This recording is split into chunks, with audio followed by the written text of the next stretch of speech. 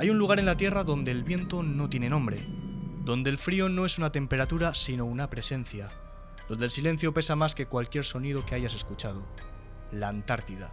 El último continente, el único que no tiene dueño, ni capital, ni historia escrita antes del siglo XX. O eso es lo que nos contaron, porque en diciembre de 1938 la Alemania nazi envió allá una expedición, y 8 años más tarde, Estados Unidos respondió con la mayor flota militar que jamás ha cruzado el Atlántico Sur. Una operación que iba a durar meses, pero que, sin embargo, los americanos volvieron aterrorizados en cuestión de semanas. Pero la pregunta que nadie ha respondido del todo es, ¿qué estaban buscando? Y sobre todo, la pregunta que tal vez más importa, ¿qué encontraron allí? Bienvenidos a un nuevo episodio para este maravilloso canal. El día de hoy vamos a hablar de la operación High Jump. Pero para entender esta historia tenemos que irnos a Alemania, unos años atrás, a 1918, momento exacto donde Alemania había sido completamente humillada en la Primera Guerra Mundial. Si andamos por las calles, pues podemos encontrarnos a gente peleando para llevarse un trozo de pan a la boca, ¿no? Sin embargo, por otro lado, pues podemos ver gente que está al contrario, ¿no? Ayudándose para intentar sobrevivir.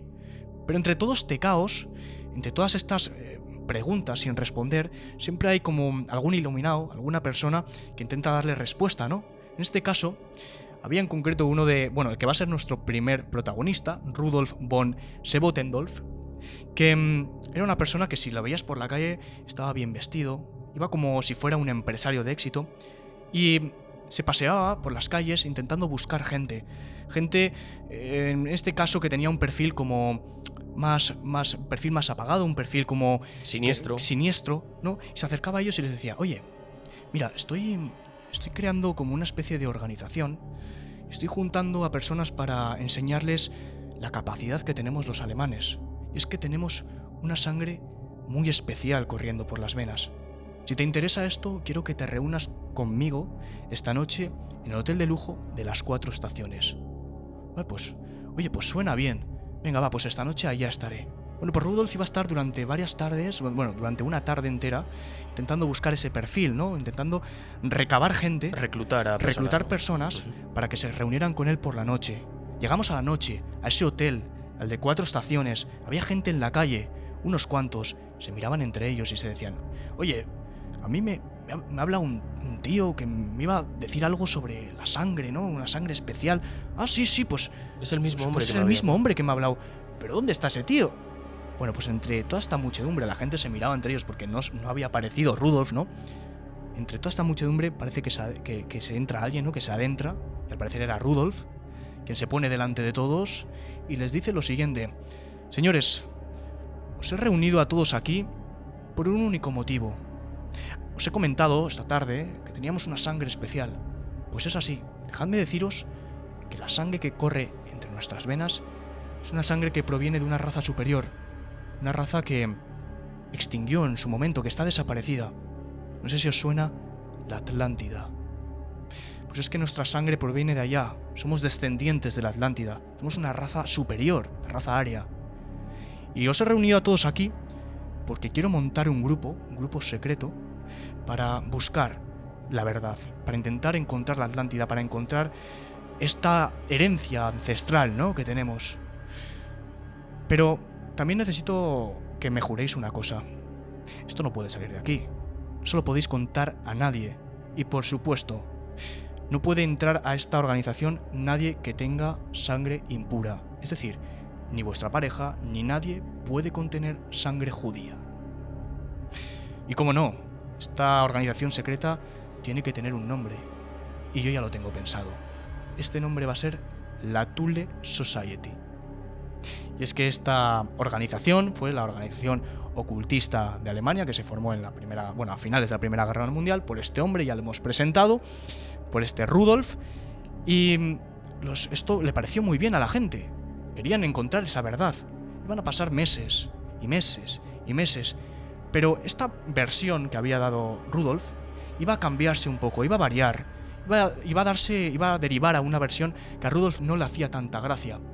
Y es que dejaron de buscar esta verdad, dejaron de buscar, de viajar, ¿no? a otros lugares para intentar encontrar restos de la Atlántida, y todo empezó a cambiar a algo distinto. Y es que empezaron a intentar erradicar judíos. Ya de ahora en adelante, el speech ya no era el buscar la verdad, Cambiaron sino la era, misión. eso es, sino intentar eliminar a los judíos, a esa raza inferior. Bueno, va a llegar un momento donde varios de los miembros de la Thule Society iban a intentar hacer un golpe de estado en Alemania. Un golpe de estado que no les iba a salir bien, iban a ser capturados e iban a ser ejecutados. Pero antes de ser ejecutados iban a dar información de quién estaba al mando, ¿no?, de la Thule Society y demás miembros, y esto hace que el primero de nuestros protagonistas, Rudolf, tenga que abandonar, tenga que marcharse de Alemania, tenga que marcharse de la Thule Society Y desaparecer un tiempo. y prácticamente desaparecer un tiempo. Aquí es donde vamos a despedir al primer protagonista. Por daros algún detalle más de Rudolf, que iba a hacer los siguientes años, pues iba a estar fuera de Alemania. Luego, cuando entra Hitler al poder, regresa, escribe un libro en contra de Hitler. El libro es prohibido y este es encarcelado. Bueno, y hasta ahí nuestro primer protagonista, Rudolf. ¿Qué va a pasar? Como ya os he comentado y como muchos ya sabréis, llega Hitler al poder por otro golpe de estado, llega la Alemania nazi, y hay un problemita, y es que a Hitler no le gusta nada esto del ocultismo, esto de la Thule Society no le interesa para nada, y decide, de alguna manera, eliminarla por completo. Te paro un momento, es gracioso que digas esto porque Heinrich Himmler, la mano derecha de Hitler, estaba muy metido en este tipo de cosas. Correcto. Y De hecho, creo que ya habremos contado alguna vez cómo vino a Barcelona, cerca del monte de... Bueno, hay una montaña cerca de Barcelona que ahí supuestamente hay un monasterio donde parece ser que se encontraba el Santo Grial. Correcto. Pues estás adelantado porque era exactamente justo lo que iba a decir. Y es que erradica por completo Hitler la Thule Society, pero hay alguien dentro de la organización de los nazis que le interesa, ¿no? Que quiere seguir con este ideal, ¿no?, que tenía, esta búsqueda de la verdad. Y esta persona es, como bien tú has dicho, Heinrich Himmler, quien va a intentar darle como un rebranding, ¿no?, a la Thule Society. Va a intentar crear como una nueva organización y irá en busca de la verdad. ¿Cómo se va a llamar esta organización? Pues le va a poner el nombre de la herencia ancestral. Un nombre muy bonito. Esto fue creado en 1935. Y claro, de cara a la galería, de cara al resto de los nazis, de cara a Hitler, ¿no?, y toda esta gente, esta organización simplemente lo que iba a llevar a cabo es intentar conseguir puntos de apoyo, diversos puntos de apoyo en ciertos lugares del mundo que Alemania había perdido en la Primera Guerra Mundial, ¿vale? Va a ser como una especie de reconquista, porque recordemos que en 1935 estamos ya a puertas de la Segunda Guerra Mundial, estamos ya a puertas de que Hitler quiere hacer esa expansión, ¿no?, aunque dan unos años, pero esta misión, o sea, esta herencia ancestral, este grupo iba a ser para eso, para Recordemos, claro, reconquistar, ¿no? Recordemos que Hitler, al principio, muy al principio, antes de la guerra incluso, él siempre justificaba que necesitaban espacio para los arios. Necesitaban espacio para que la gente aria pueda vivir. Correcto, eso es. Bueno, pues Himmler va a decidir coger a un grupo de científicos, militares, topógrafos, aviadores, para crear una misión. Esta misión iba a ser muy sencilla. La idea es viajar a Sudáfrica para intentar conseguir un punto de apoyo militar que tenían antes de la Primera Guerra Mundial y que perdieron debido a esta Primera Guerra Mundial. Bueno, esta misión se iba a llevar a cabo el 17 de diciembre de 1938 en un barco que se llamaba el MS Schwabenland, ¿vale? Como podemos hacernos una idea, suben los científicos, zarpan de Alemania y se van hacia allá. Este trayecto iba a durar unas semanas, unos meses, ¿vale?, hasta llegar a Sudáfrica. Os podéis imaginar que en la estancia en el barco, pues lo que hicieron, sobre todo los científicos, era planificar lo que iban a hacer allá. No sabían muy bien, simplemente tenían alguna vaga idea, ¿no?, de lo que iban a hacer en Sudáfrica. Y un día cualquiera, que se encontraban pues haciendo preparativos, ¿no?, para la llegada, de repente uno de los científicos siente como un golpe en el barco. ¡Ostras! ¿Qué ha pasado aquí? Claro, se asustan, piensan que el barco ha sido tocado, puede ser por un submarino. ¡Ostras! Igual se nos hunde el barco. Vamos a subir a la parte de arriba para ver qué es lo que ha ocurrido. Empiezan a correr hacia arriba, y cuando llegan a salir del barco, se dan cuenta de una cosa: un frío. Un frío helador. Ostras, pero qué narices, pero vamos a ver si estamos en Sudáfrica, ¿cómo puede hacer tanto frío? Y de repente una niebla. No veían prácticamente nada. Así que se acercan al borde del barco, miran hacia abajo y dice uno: es hielo. Hielo en Sudáfrica. Hielo en Sudáfrica. Claro, un almirante que estaba ahí escuchando dice: bueno, señores, dejadme deciros una cosa. Es que la misión que os han contado no es la correcta. Realmente no vamos a Sudáfrica. Nos vamos a la Antártida. Y sí, esa era la misión que en verdad había pensado Himmler. Ir a la Antártida, crear un territorio, o sea, explorar la Antártida, crear una base y empezar a investigar. Investigaciones de todo tipo. Investigaciones con tecnología futurista, ¿no? ¿Qué se esconde en la Antártida? Si pueden encontrar la Atlántida también, Una ubicación ¿no? secreta. Eso es.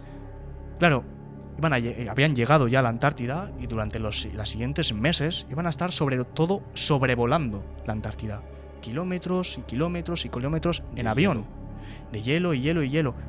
Pero hubo un momento dado que uno de los aviadores registró algo que es bastante curioso. Es que se encontraba sobrevolando la Antártida como otro día cualquiera, ¿no? Como una misión más.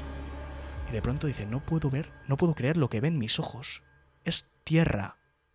Tierra, plantas. Verde. Es un oasis en medio de la Antártida. No me lo puedo creer. Esto fue escrito en uno de los diarios de a bordo de uno de los aviadores. Claro, mandaron balizas, investigaron la zona, balizas que iban con el sello, ¿no?, de la esvástica, Claro. que dejaron por allá. Y estuvieron aquí durante meses hasta que crearon una base. Una base que se iba a llamar la New Schwabenland. Bien, después de estar 6 meses aquí, vuelven, bueno, de estar bastante tiempo aquí, vuelven y regresan a Alemania. Una vez regresan a Alemania, la historia ya la conocemos. Comienza la Segunda Guerra Mundial y nos vamos a ir directamente a 1945, cuando ya termina la Segunda Guerra Mundial y os podéis imaginar lo que ocurre en Berlín.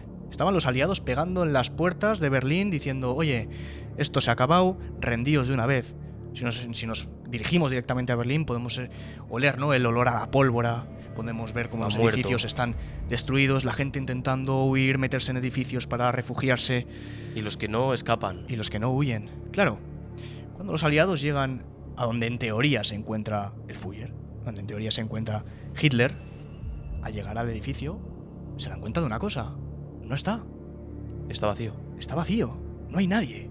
¿Cómo es esto posible? Todos conocemos la teoría, ¿no?, de que Hitler escapó por las Ratlines, de que no mató a Eva Braun, no se suicidó, bueno, y se fue a Argentina, ¿no? Esto es de lo que vamos a hablar ahora. Llega un momento que cuando llegan los americanos arriba, ¿no?, y ven que no hay nadie, pues entra un cabo rápidamente y dice: señores, ha ocurrido una cosa. Nos hemos dado cuenta de que hay escapatorias en el edificio. Hay abajo conductos, por lo que seguramente haya huido Hitler y el resto.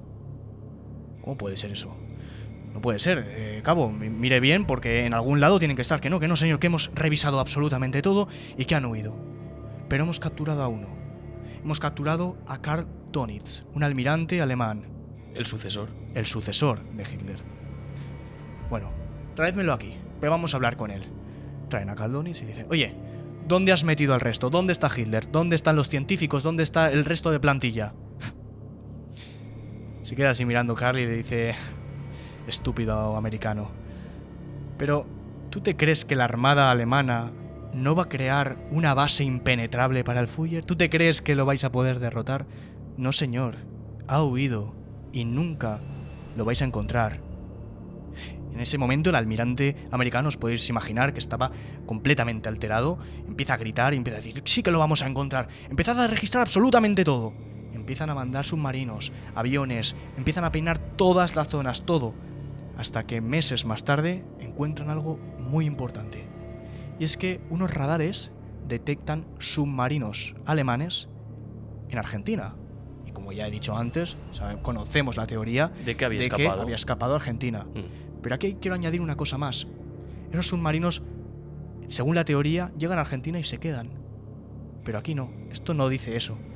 Llegan a Argentina para repostar y para dirigirse hacia otro lado. ¿A dónde, os preguntaréis? Pues parece ser que se dirigían al Polo Sur, a la Antártida. Y en ese momento, en una de las oficinas de Washington, de allá del complejo militar, imaginaos cómo estaban los almirantes. ¿Cómo puede ser que hayan escapado? ¿Cómo puede ser que se dirijan a la Antártida? Esto tiene que terminar ya. Tenemos que acabar con estos cabrones. Tenemos que matar a todos los nazis. Vamos a llevar allá a miles de tropas, aviones, barcos, lo que haga falta, la flota más grande de toda la marina de América. Pero necesitamos a alguien que sea capaz de controlar, de organizar todas estas tropas. Creo que se me ocurre alguien que puede organizar todo esto. Creo que tengo el hombre.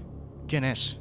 Pues este era Richard Evelyn Byrd, un contraalmirante de la Armada Americana, experto en el Polo Sur, experto en el Polo Norte, ya había viajado con anterioridad. Condecorado. Condecorado con los máximos con lo honores. máximo, de hecho, considerado el almirante más joven Con 41 años. Con 41 años lo consiguió de toda la Armada.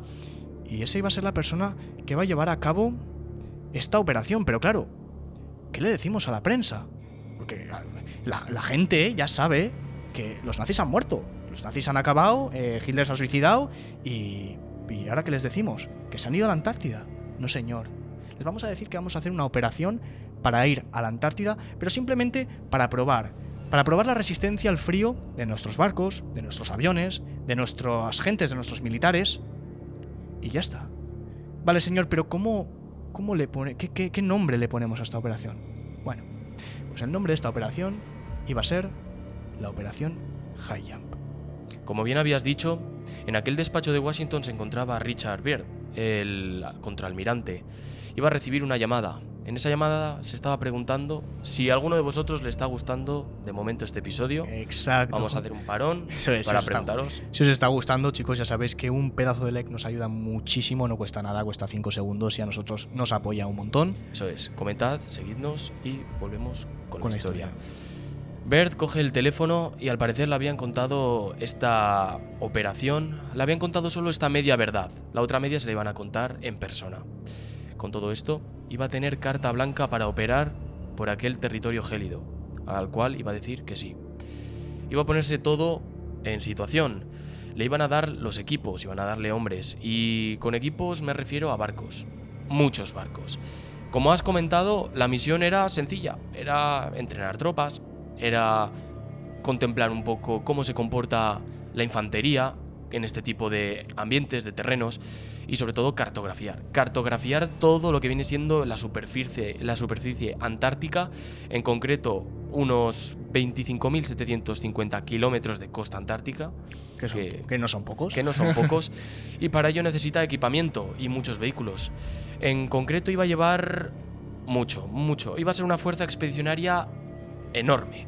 En este caso iban a ser 13 buques de guerra, incluyendo un portaaviones, un submarino y un rompehielos. Es curioso porque los submarinos americanos nunca habían operado por esas zonas y iba a ser la primera vez que iba a operar un submarino por allá. El portaaviones USS Philippine Sea, que era el buque insignia de la operación, desde donde todo se iba a llevar a cabo. El submarino que hemos comentado, USS Senet, que iba a tener problemas porque iba a quedarse encallado en muchos de estos bloques de hielo, al ver que no era lo mismo que navegar en el océano Atlántico, Pacífico, pues en mar, ¿no? No solo eso, sino que iban a traer también prototipos, iban a aparecer los primeros helicópteros que iban a utilizar también, pues de alguna manera más cómoda, pues para acercarse a ciertas zonas donde los aviones no podían pasar. Y la cantidad de 4.700 hombres. Esto era la mayor expedición polar de la historia hasta el momento. Y esto era extraño, porque la prensa se daba cuenta de que para este tipo de prácticas era una fuerza expedicionaria grande. ¿Qué es lo que le dijo Byrd a los periodistas? Esto principalmente es una misión militar. Entrenaremos al personal naval, probaremos barcos, aviones y los nuevos helicópteros en condiciones de zona gélida. Al parecer esto había calado, pero tras esa reunión secreta que había tenido con las altas esferas americanas, Byrd tenía una misión aparte. Tenía que encontrar y localizar una ciudadela y destruirla, en concreto alemana. Esa era la misión secreta que tenía Byrd por detrás. De todas formas, la flota iba a zarpar un diciembre de 1946, iban a enviar a toda la tropa al sur, hacia dirección La Antártida. Y aquí hay algo un poco extraño, porque esta misión estaba planificada para estar varios meses. En concreto iban a estar 6-8 meses. Incluso los más optimistas dudaban de que iban a estar menos de medio año, pero la realidad es distinta. La realidad dice que iban a estar menos de 40 días por aquella plataforma gélida. ¿Qué es lo que iba a ocurrir por allá? Eso es. Ahora os lo contamos. Por fin, empiezan a haber casquetes de hielo en el agua. Eso quiere decir una cosa. Acababan de llegar a la Antártida. Muchos de los soldados estaban felices, ¿no? Acababan de llegar a lo que iba a ser su próximo hogar durante 6 meses. Otros no tanto, se estaban congelando. Pero una cosa está clara, y es que había que ponerse manos a la obra. Todo el mundo se baja de los barcos y empiezan a ponerse a trabajar. Necesitan construir en tiempo récord, en tiempo contrarreloj, una base a la que iban a apodar Little America número 4. Aquella base iba a ser la zona de operaciones desde donde iban a hacer prácticamente de todo. Iban a cartografiar toda la superficie terrestre, iban a hacer entrenamientos, iban a probar los nuevos dispositivos, los nuevos vehículos, tanto aviones, armas y los helicópteros, claro está.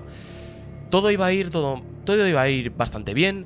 Sí que es verdad que la inclemencia del temporal no acompañaba, pero es un poco normal dado que estábamos en diciembre de 1946.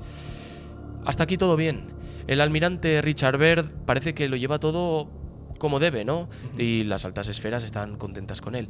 Pero ocurre algo, es que esa misión de 6 meses no iba a durar tanto. Los optimistas decían que iban a durar incluso más de medio año. Pero la realidad es distinta. La realidad es que duraron menos de 40 días.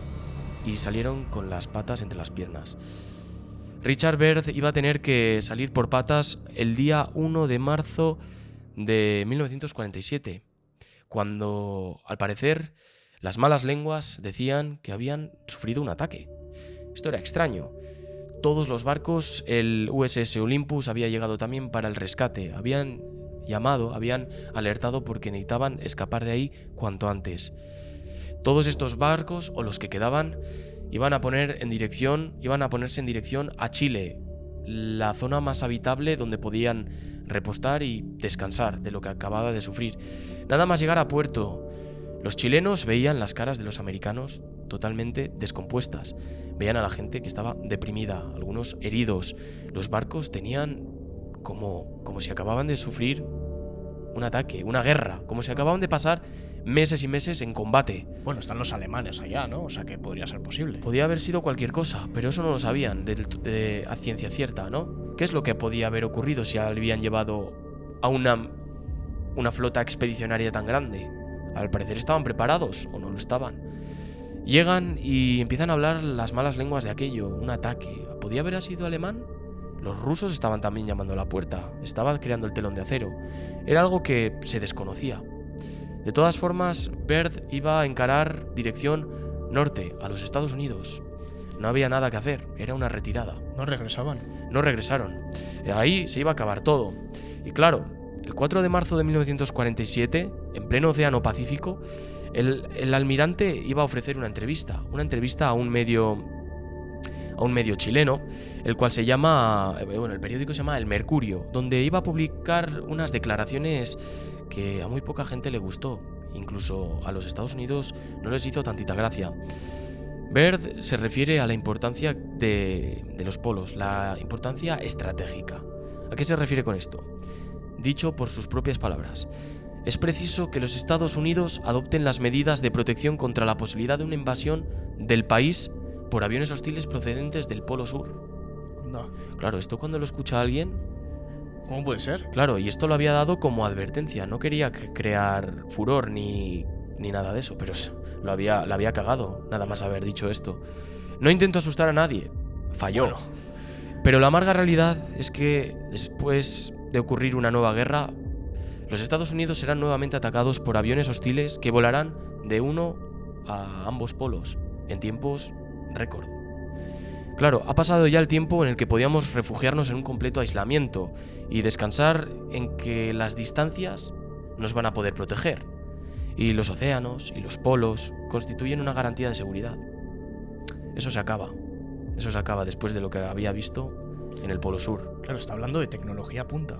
Estaba hablando de una tecnología que nadie había poseído. De una arma de guerra que es armas capaz de guerra que no se habían visto todo. nada. Eso es. Y imaginaos, recién llegados de una guerra que lo había devastado todo, que había devastado Europa. Y un almirante, que no es tu de poca monta. Tu vecino Pedro, ¿sabes? Claro. Porque el Polo Sur estaba situado entre nosotros y nuestro enemigo. Pero, ¿quién era este enemigo? Esas palabras no las pudo decir en frente a este periódico.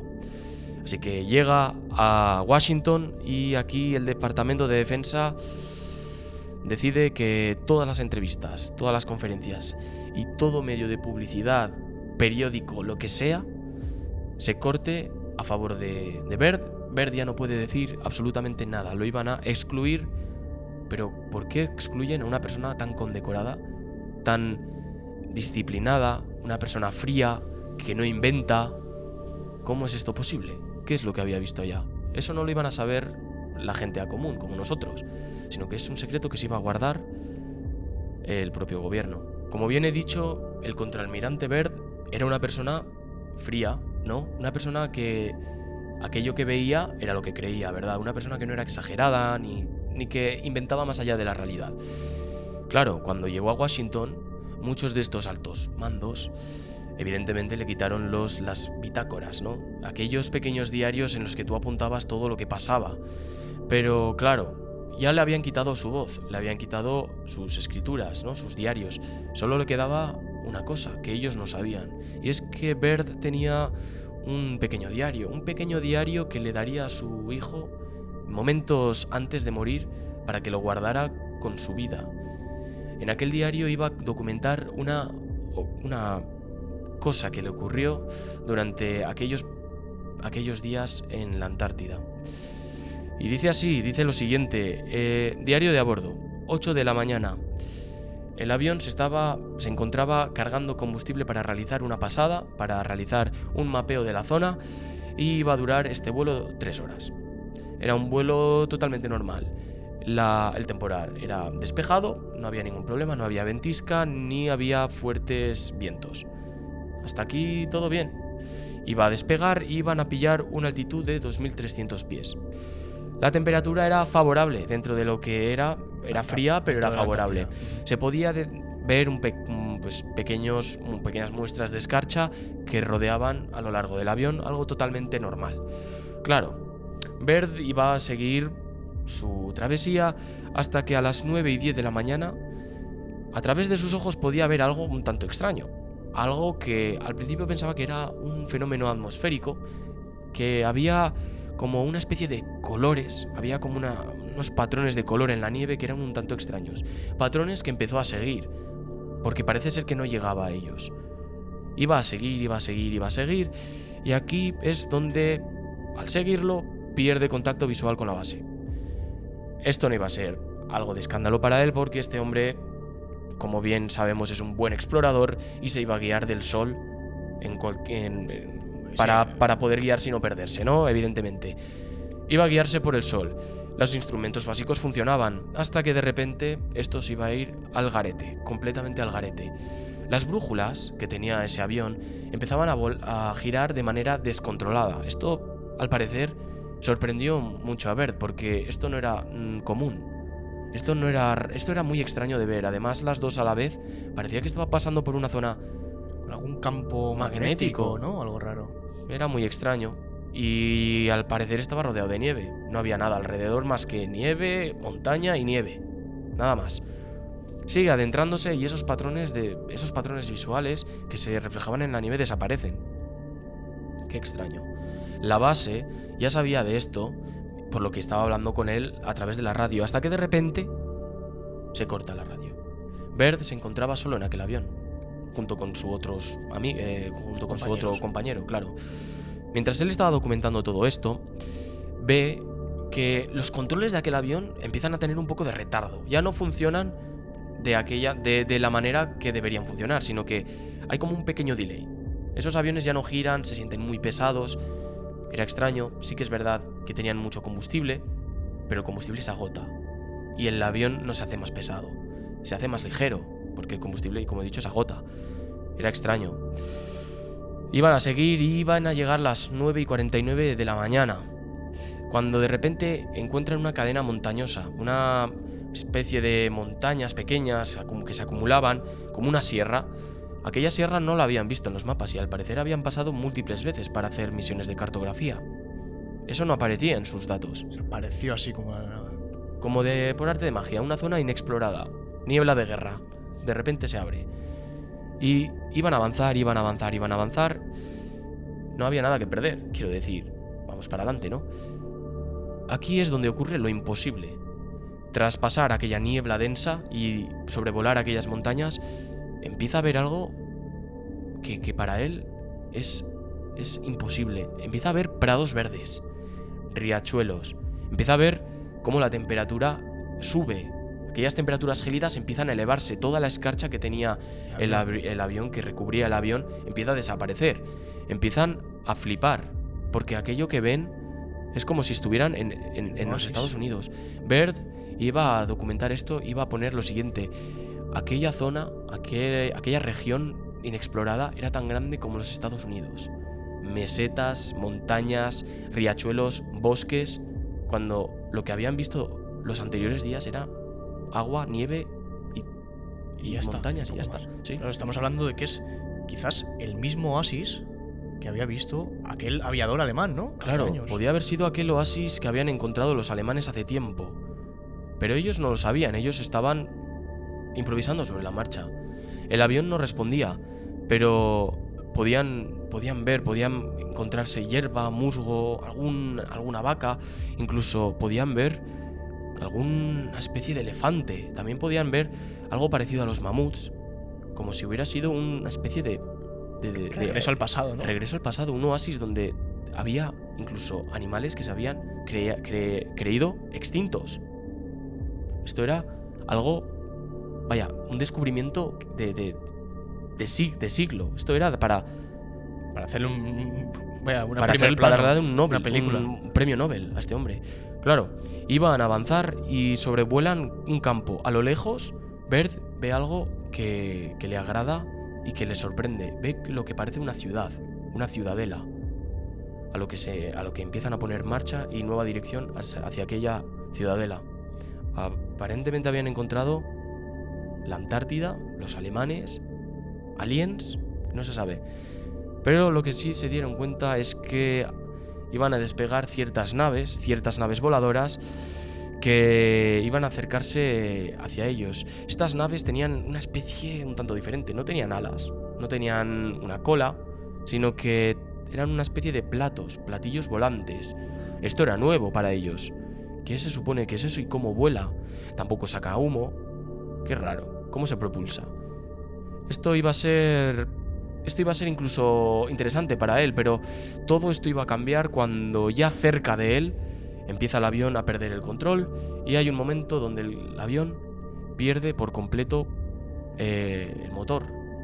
Pero de alguna manera mágica se mantiene en el aire. Esto es rarísimo.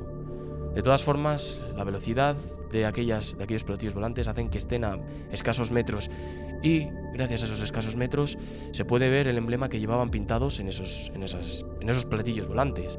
Y el emblema era una esvástica. La cara de Baird pasa de la alegría al horror absoluto. Eran alemanes, eran nazis. Volveremos con Baird minutos más adelante, pero ¿qué es lo que ocurrió 2 días después de aquel viaje? Los marineros que se encontraban en los barcos podían ver a lo lejos, en el horizonte, en plena noche, unas luces muy extrañas que pensaban que eran de los propios aliados, de los propios barcos. Estarían haciendo alguna función de exploración. Algún foco o algo así. Claro, algún foco de algún barco. Claro, esto era extraño, porque cuando empezaron a intentar contactar con ellos no había ninguna señal ni nada, ni tampoco tenían informes de que barcos de los propios aliados iban a pasar por ahí. Era bastante extraño, y es que aquellas luces iban a aparecer otras 2, iban a ser un total de 3 luces. 3 luces que al parecer se iban a acercar, se iban a hacer más y más y más grandes. Claro, esto empieza a alertar, empieza a sacar a todos los marineros a la borda y a la superficie del barco, y empiezan a sospechar de que puede que sea el enemigo. De todas formas, se ponen en modo alerta y cada uno se pone en su puesto de combate. Era extraño porque estas luces aparentemente ya no eran barcos. Habían subido, se habían elevado 45 grados hacia el cielo. Y habían pasado de ser barcos ahora a ser aviones. Raro. Era muy extraño y la gente estaba muy preocupada. 2 horas y media después se iban a incrementar estas luces, ya no iban a ser 3, iban a ser 5 luces más. Claro, esto pone en un quiebre a todo el ejército y se ponen manos a la obra. Empiezan a dispersar con disparos de cañones antiaéreos y en momentos de silencio ocurre la tragedia. Aquellas luces eran platillos volantes, los mismos que os acababa de contar ahora mismo, que empiezan a atacar a todo lo que se mueve. Aquellos helicópteros, aquellos aviones, tantos aviones, 25 aviones trajeron, empiezan a caer como si fueran moscas. La velocidad de aquellas naves era tal que varias de estas naves pasaron a ras de los barcos a una velocidad tan grande que las antenas de aquellos barcos se doblegaron para atrás, se echaron para atrás. Claro, y los marineros no se podían creer, no sabían a qué disparar, cómo disparar y básicamente tenían que hacer un predict al tiro, porque iban tan rápido que no lograban acertar. Claro, este ataque iba a ponerlos en jaque. Todo el mundo de la base de Little Camp tenía que salir inmediatamente para ayudar. Y iban a alertar con una señal de socorro que iba a llegar más tarde, como bien os he contado al principio. Estos ataques iban a ser simultáneamente seguidos, iban a seguir. Y nada, 2 horas después iba a terminar el ataque. Este ataque se iba a cobrar la vida de varios tripulantes y finalmente Bert tenía que tomar una decisión. Aquello a lo que se habían enfrentado no había manera de ganarles. Y con tal de no perder a lo que quedaba de tripulación, se ordena una retirada de emergencia, una retirada inmediata. Así que cogen las cosas, recuperan todo lo que había en la base, en el campamento, se montan en el barco y ponen rumbo a casa. En este caso a Chile, como os he contado al principio. Claro, esto ocurrió 2 días después de que Bert volviera. Pero, ¿cómo volvería Bert de aquella aventura, de aquel avión? Bueno, dejadme que os cuente. La radio seguía sin funcionar y la gente no sabía dónde estaba. Esto era muy impropio de él. Bert, en aquel momento, se encontraba rodeado por aquellos platillos volantes, pero el control del avión no era suyo. Al parecer, como una fuerza magnética estaba atrayendo el avión hacia la ciudad. Iba a traerlo y por fin aterriza en aquella ciudadela, en aquella fortaleza. Era una fortaleza futurista. Para ojos de Bert esto yo creo que para ojos de Bert no existía eso en ningún lugar del mundo. Era algo extraño. A lo que le recibieron soldados. Eran soldados altos, soldados de ojos azules, soldados rubios. Alemanes. Alemanes. Ya en la radio, porque la radio iba a volver a funcionar, empezaban a decirle: Coronel Bert, le estábamos esperando. ¿No? Sí, con un acento de origen alemán. Claro, y al ver las esvásticas ya se podía imaginar quiénes eran. Eran los nazis, evidentemente. Iban a llegar y le iban a decir una cosa: le vamos a presentar a nuestro superior, al que llamamos The Master. Él le va a decir un mensaje que queremos que usted difunda, por supuesto, al mundo entero. Claro, iban a llevarlo por túneles subterráneos futuristas, iban a llevarlo por toda la ciudad, hasta que llegan a una sala donde le iban a presentar a The Master. Esta persona no se sabe quién es, y el mensaje es el siguiente: Almirante Bert, la raza humana aún es inmadura para el uso de la energía atómica, y corren el riesgo de autodestruirse. Así que le pedimos por favor que envíen este mensaje a sus superiores, porque de otra manera logrará la destrucción de todos. Claro, porque no se lo pide usted mismo, le responde Bert. Siempre que hemos intentado entablar cualquier tipo de conversación hemos recibido jets de combate y fuerza y la contrafuerza, ¿no? Entonces yo creo que usted, que es que es una persona de renombre, le harán mucho más caso que a mí o a cualquiera de nosotros. Entonces usted tiene esta misión. Nosotros no le vamos a hacer nada. Le vamos a devolver a su avión, volará de vuelta al campamento y entregará ese mensaje. ¿Qué le parece? A lo que Bert acepta. A la vuelta se despiden y lo iban a escoltar. Todo aquello que había sufrido el avión de repente desaparece. Las brújulas vuelven a sus cabales y los instrumentos básicos se vuelven a recuperar, a la vez que la radio. Aquello que había descubierto era la ciudadela secreta alemana. Quizás Quizás. New Schwabenland. Quizás New Schwabenland, pues puede ser. Después de este ataque, claro, iban a recoger inmediatamente y se van a marchar a los Estados Unidos. Este mensaje se lo iba a dar a los altos cargos, lo cual los altos cargos no les hizo tantita gracia. Esto lo metieron bajo folio y lo guardaron bajo archivos confidenciales. De esto no se sabe ninguna palabra, y es que esto iba a estar parcialmente clasificado. ¿Qué pasó con Baird? Baird, como he comentado, silenciado totalmente, pero este diario fue lo último que se recobró de él y que, pues, dice que es lo que ocurrió. Esto se lo dio a su hijo momentos antes de morir. Pero la prensa se dio cuenta de una cosa. Acababan de volver, había personas que habían muerto, aparentemente por accidentes, y Baird dejó de dar entrevistas. Necesitaban saber qué es lo que había ocurrido ahí. ¿Por qué habían vuelto de una misión de 6 meses en 40 días?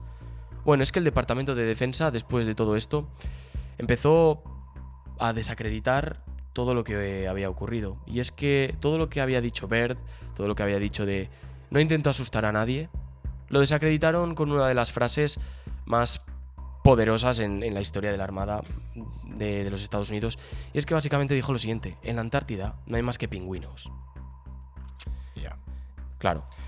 Es curioso que el hijo, tras recibir este diario y publicarlo, muriera de manera sospechosa los próximos años. Y es que tras la muerte de Baird también se hizo un tratado que cumplen todos los países. Será de los pocos tratados que cumplen todos los países. Este tratado es básicamente la partición del continente gélido, ¿no? Donde todo el mundo, todos los países se reparten una parte de aquel continente. La Antártida, sí. Claro, con usos científicos, no Exclusivamente militares. para... Sí. Eso es. Y al parecer les funcionó bastante bien. Esto ocurrió un año después de la muerte de Baird, Qué lo fuerte. cual es un poco extraño. Qué casualidad. Claro, esto solamente deja preguntas más que otra cosa. Preguntas como: ¿de verdad fueron alemanes? ¿De verdad fue New Schwabenland? ¿Fueron aliens? ¿Han vuelto? Son preguntas que no podemos responder. Pero con esto yo creo que concluimos el episodio. Espero que os haya encantado y nos vemos en el siguiente. Chao, chao. Chao, chao.